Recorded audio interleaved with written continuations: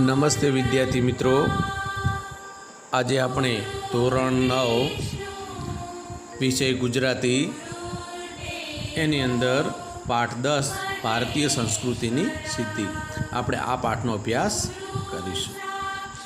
તો આપણે હવે જોઈએ ભારતીય સંસ્કૃતિની સિદ્ધિ પાઠનો સાહિત્ય પ્રકાર છે નિબંધ, એના લેખક છે વિનોબા ભાવે। તેમનું પૂરું નામ છે વિનાયક નરહરી ભાવે। વિનોબા ભાવે તેમનું ઉપનામ છે। તો હવે વિદ્યાર્થી મિત્રો આપણે એમના જીવન વિશે જોઈએ તો તેમનો જન્મ 11/9/1895માં, તેમનું અવસાન 15/11/1982ની અંદર થયું હતું। હવે જોઈએ કે વિનોબાને આપણે એમને ઉપનામથી ઓળખીએ છીએ। રાયગઢ જિલ્લાના ગાંગુડે ગામમાં તેમનો જન્મ થયો હતો। તેઓ આચાર્યના હુલામણા નામે પ્રસિદ્ધ હતા। ગાંધીજીના તેઓ અનુયાયી અને ભૂદાન ચળવળના પ્રેરણાતા હતા। તેઓ મૌલિક ચિંતક અને લેખક પણ હતા। તેમણે ભગવદ્ ગીતાનો મરાઠી ભાષામાં અનુવાદ કર્યો હતો। ગીતા પ્રવચનો ભારતની તમામ ભાષામાં અનુવાદિત તેમણે કરેલા। વિચારપોથી, સ્થિતિપ્રજ્ઞ દર્શન, મધુકર, ક્રાંતિ દર્શન, સ્વરાજ્યશાસ્ત્ર, ભૂદાન ગંગા ભાગ 1-10 તેમના મહત્ત્વના પુસ્તકો છે। તેમને રેમન મેગ્સેસ એવોર્ડ તથા ભારત રત્નથી સન્માનિત કરાયા હતા। તો હવે જોઈએ આપણે આ વિદ્યાર્થી મિત્રો, આપણે ભારતીય સંસ્કૃતિની સિદ્ધિ આ એક નિબંધ છે, તો આપણે હવે એને જોઈએ। વિનોબા ભાવેએ ભારતીય સંસ્કૃતિની સિદ્ધિ આ નિબંધમાં લેખકે સંસ્કૃતિ, પ્રકૃતિ અને વિકૃતિ વચ્ચેનો ભેદ ઉદાહરણોથી આપણને અહીંયા સમજાવ્યા છે। વિકૃતિનો સ્વીકાર અને પ્રકૃતિને સંસ્કૃતિનું રૂપ આપવાની ભલામણ લેખકે કરી છે। ભારતીય સંસ્કૃતિની પ્રયોગશીલતાનો લેખકે મહિમા કર્યો છે। ભારત દેશનો વિચાર વૈભવ અદ્ભુત છે એમ કહી લેખકે ભારતીય સંસ્કૃતિની ખૂબીઓ ખૂબ સચોટ રીતે સમજાવી વિવિધતામાં એકતાની વિશેષતા આ નિબંધમાં સ્પષ્ટ કરી છે। તો હવે વિદ્યાર્થી મિત્રો આપણે આ પાઠ જે છે ભારતીય સંસ્કૃતિની સિદ્ધિ, તો એની અંદર લેખકે પ્રકૃતિ, સંસ્કૃતિ અને વિકૃતિ વચ્ચેનો જે ભેદ છે તે આપણને અહીંયા સમજાવવાના અલગ અલગ ઉદાહરણો આપ્યા છે। ચાલો વિદ્યાર્થી મિત્રો હવે આપણે પાઠની શરૂઆત કરીએ। અહીં વિનોબા ભાવે ભારતીય સંસ્કૃતિની સિદ્ધિ 3 બાબતોને ધ્યાનમાં લઈ અને અહીંયા આ નિબંધમાં ચર્ચા કરે છે। એક પ્રકૃતિ, બીજી સંસ્કૃતિ અને ત્રીજી જે વિકૃતિ છે એના વિશે આપણને અહીંયા વાત કરી છે। તો આ મનુષ્યની અંદર આ 3 પ્રકારની જે પ્રકૃતિ, સંસ્કૃતિ અને વિકૃતિ પડેલી હોય છે એના વિશે અલગ અલગ ઉદાહરણો આપી અને અહીંયા આપણને આ પાઠમાં રજૂઆત કરી છે।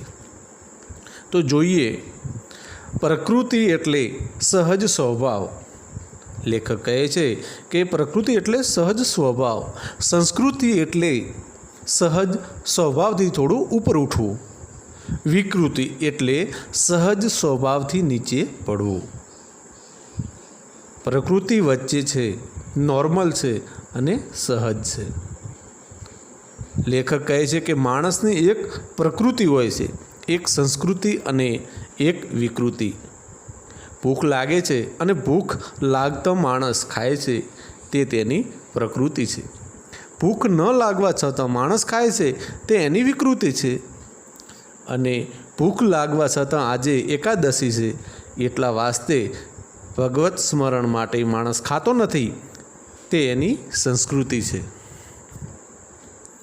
આમ ઉપવાસ કરવો એ આપણી સંસ્કૃતિ છે। આપણે મહેનત કરીને ખાઈએ છીએ તે આપણી પ્રકૃતિ છે। આપણે જાતે મહેનત કરવાનું ટાળીશું, બીજાની મહેનત લૂંટીને ભોગ ભોગવતા રહીશું તે આપણી વિકૃતિ છે. આ વસ્તુ ભલે મોટા ભાગના માણસોમાં દેખાતી હોય, તેમ છતાં માણસની જે પ્રકૃતિ નથી, વિકૃતિ જ છે. એટલે જ વિદ્યાર્થી મિત્રો આપણે સારા કાર્યો કરવા જોઈએ. ભલે ને આ પ્રકારની વિકૃતિ પ્રાચીન કાળથી દેખાતી હોય, તેમ છતાં આ માણસની પ્રકૃતિ નથી, વિકૃતિ જ છે. આજ સુધી દેખાતી હોય કદાપી સંસ્કૃતિ હોઈ શકે નહીં, પરંતુ આપણા જે શ્રમથી જે મહેનત કરેલી હોય અને જે પેદા કરેલી ચીજ પણ બીજાને આપ્યા વિના આપણે ભોગવવી જોઈએ નહીં. આપીને અને વહેંચીને જ આપણે ખાવી જોઈએ કે ભોગવવી જોઈએ. એ આપણી માણસની સંસ્કૃતિ છે. માણસમાં અને પશુમાં ફરક છે, અંતર છે. આ અંતરને વધારવું, પશુપણામાંથી નીકળતા જઈને માણસપણા તરફ આગળ વધતા જવું, તેને જ સંસ્કૃતિ વર્ધન કહે છે. માણસ સુખ અને આનંદ શોધે છે ખરું, પરંતુ કયો આનંદ વિકૃત છે, કયો પ્રાકૃત છે અને કયો સંસ્કૃત છે તેનો ખ્યાલ નથી હોતો. તો આપણે એનો ખ્યાલ રાખવો પડે. જે સુખ સૌને આનંદ આપી શકે તેવું હોય એ જ ખરું સુખ છે અને એ જ સુસંસ્કૃત આનંદ છે. આનંદ આપણને સંસ્કૃતિ તરફ લઈ જાય છે, એ જ સાચો આનંદ છે. સંસ્કૃતિ ક્યારેય ખરાબ નથી હોતી, વિકૃતિ જ ખરાબ હોય છે. અને પ્રકૃતિને આપણે ન ખરાબ કહી શકીએ કે ન સારી, તે જેવી છે તેવી જ છે. તો આપણે એક જોઈએ ઉદાહરણ કે કાગડો કાળો છે, તેને આપણે ખરાબ ન કહી શકીએ, કેમ કે તે એની પ્રકૃતિ છે. બગલો સફેદ છે, પણ તેટલા માત્રથી આપણે તેને સારો પણ ન કહી શકીએ, કેમ કે તે તેની પ્રકૃતિ છે. પ્રકૃતિથી ઉપર ઉડીને આગળ વધવું એ જ આપણી સંસ્કૃતિ છે. એટલે લેખક એવું કહે છે કે આપણે જે કોઈ પણ આપણી ખરાબ ટેવ છે એને આપણે સુધારવી જોઈએ, અને તે આપણી સંસ્કૃતિ છે. અને જે આપણે ખરાબ જે વર્તન કરીએ છીએ કે પછી આપણે કોઈ પણ ખરાબ ટેવ હોય તે આપણી વિકૃતિ છે. તો આપણે આ વિકૃતિપણામાંથી બહાર આવવાનું છે. હવે આગળ જોઈએ.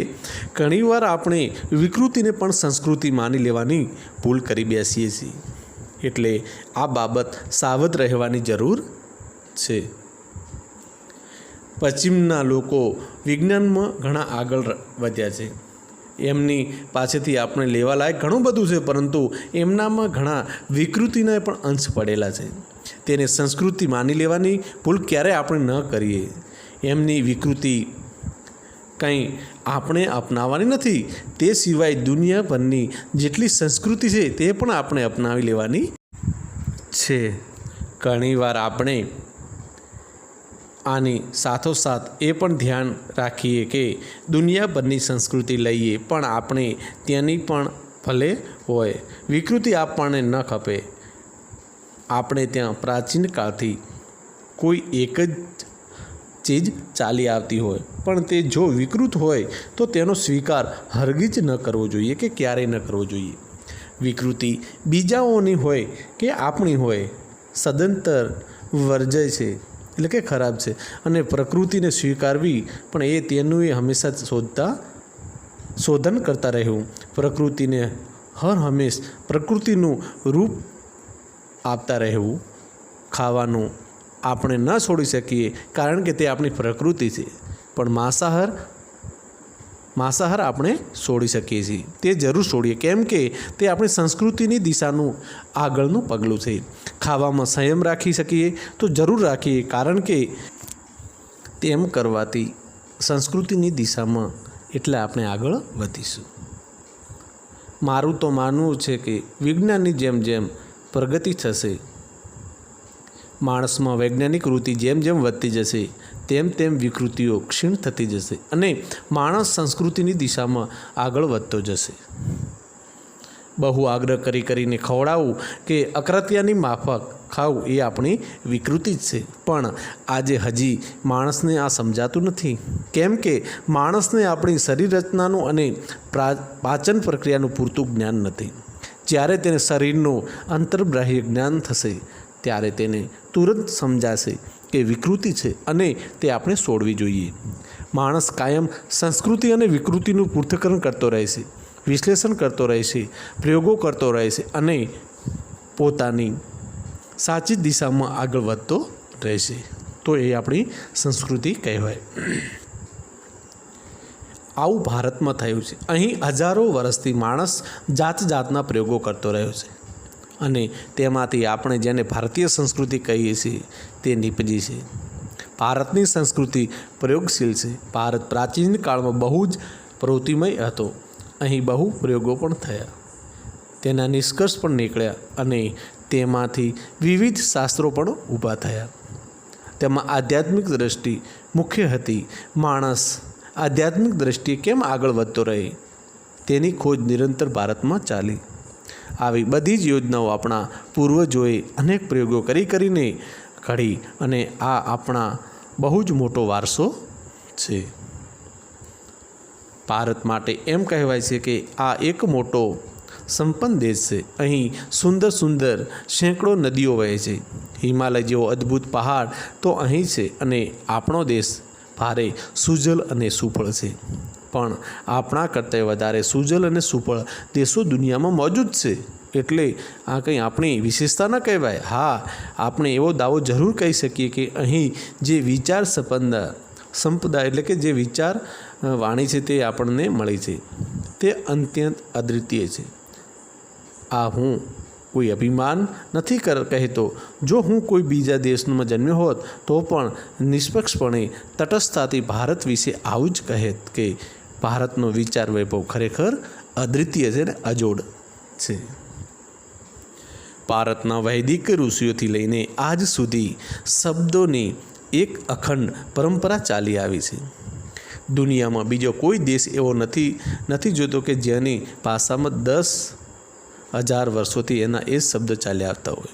ભારતમાં શબ્દ શક્તિનું જેટલા ઊંડાણથી ચિંતન થયું છે તેટલું બીજા કોઈ દેશમાં થયું નથી. ભારતે પોતાના પુરાણા શબ્દોને તોડ્યા નથી, એટલે કે જૂના શબ્દોને તોડ્યા નથી, નવા જરૂર બનાવ્યા છે.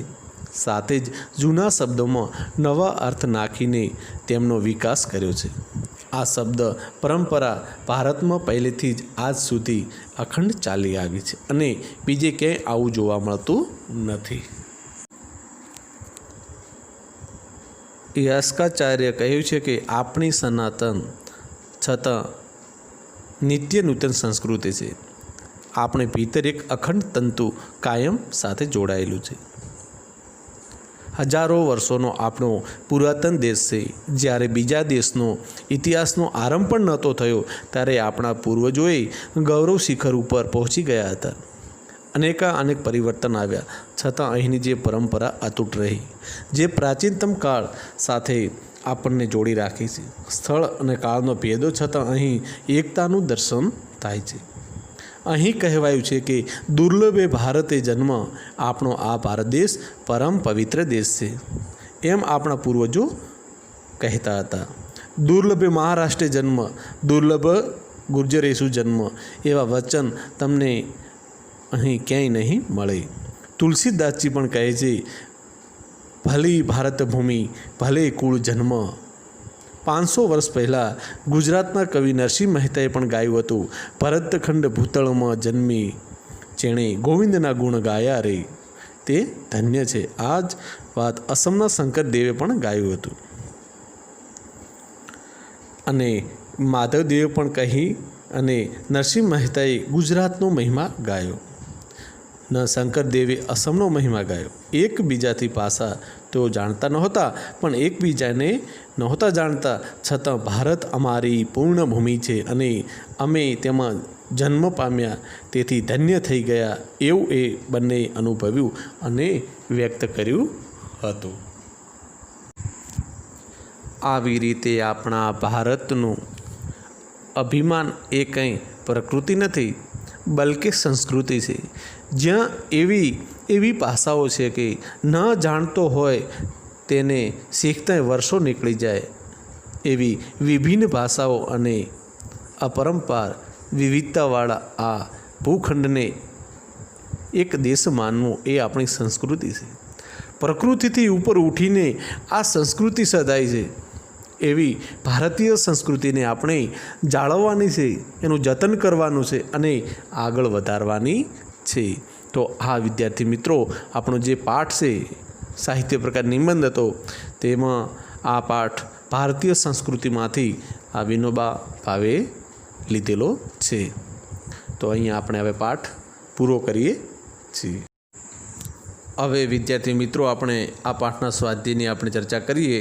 તો આ સ્વાધ્યાય આપણે વિષયની નોટમાં લખવાનું રહેશે. સૌ પ્રથમ આપણે સમાનાર્થી શબ્દો લખવાના છે, તે અહીંયા આપેલા છે તે આપણે નોટમાં લખવાના છે. ત્યારબાદ વિરુદ્ધાર્થી શબ્દો. હવે આપણે સ્વાધ્યાયના પ્રશ્નોની ચર્ચા કરીએ. તો સૌ પ્રથમ પ્રશ્નની નીચે આપેલા વિકલ્પમાંથી સાચો વિકલ્પ પસંદ કરી અને આપણે આ જવાબ લખવાનો છે. તે પણ અહીંયા જવાબ સાથે આપેલ છે, તે આપણે વિષયની નોટમાં લખવાનું. ત્યારબાદ નીચેના પ્રશ્નોને 2-3 વાક્યમાં ઉત્તર લખો. એક પ્રશ્ન છે, પ્રાચીન સમયના કોઈ ઋષિ આજે આવે તો તે શું કહેશે, તે પણ આપણે નોટમાં લખવાનું. ત્યારબાદ નીચેના પરિચ્છેદ એટલે કે ફકરો વાંચી તેની નીચે આપેલા પ્રશ્નોના ઉત્તર આપણે લખવાના છે. ત્યાર પછી નીચેના પ્રશ્નોના 7-8 લીટીમાં ઉત્તર લખો. તેની અંદર એક જ પ્રશ્ન છે તે આપણે લખવાનો છે કે આ પાઠમાંથી ભારતીય સંસ્કૃતિની વિશેષતાઓ લખો. તો વિદ્યાર્થી મિત્રો આપણે આ સ્વાધ્યાય સારા અક્ષરે આપણા ગુજરાતી વિષયની નોટમાં લખવાનું રહેશે. આભાર.